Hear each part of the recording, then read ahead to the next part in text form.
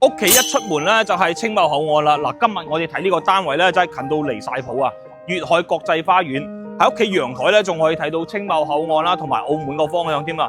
而且咧業主裝修好啊，基本上咧都冇點住過啊，直接咧可以拎包入住啊！跟住鏡頭一齊上現場睇睇。嗱，啱啱喺青茂口岸行路翻嚟屋企咧，亦都係比較快啦。嗱，今日睇呢套咧係拱北啊，粵海國際花園啦，產權面積咧係119平方。嗱，離澳門到底有幾近咧？睇下呢個陽台位就知啦。你屋企對面咧就係澳門嘅青洲方向啦。包括咧佢嘅開揚程度咧，亦都係十分之開闊啊。對面呢條鴨涌河咧就係間開咗珠海同埋澳門嘅一個位置啦。OK， 一個南向啦，而且呢套係一個單邊位啊。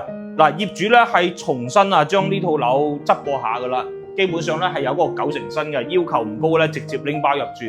咁呢套樓咧，亦都係我睇過粵海國際咁多樓嚟講啊，即係裝修保養咧，真係可以達到一個拎包入住嘅。餐廳位咧都係個獨立嘅位置啦，再係窗口位嘅。OK， 每間房咧幫你做好晒呢啲衣櫃同埋床噶啦，基本上咧可以咁講，你帶對拖鞋、帶個充電器過嚟咧，即時可以入住嘅。一個單邊位，主人房咧轉角嘅飄窗啦，一個南向嘅，對面咧亦都係望呢啲青洲山啦，亦都係比較開揚嘅。OK。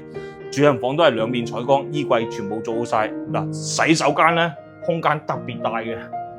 咁呢套樓咧，依家首期咧為到係45萬左右啦。業主咧亦都係比較誠心去出手嘅，亦都冇話租俾人噶啦。依家直接吉喺度嘅。咁真實嘅房源啦，要幾時睇樓咧，我都可以方便過嚟開門嘅。哪怕你咧係10點鐘收工，我都方便嘅。OK， 嗱，粵海國際花園呢套咧應該係離澳門最近嘅單位啦，係嘛？有興趣嘅朋友咧，可以用我實地現場了解下。Thank you。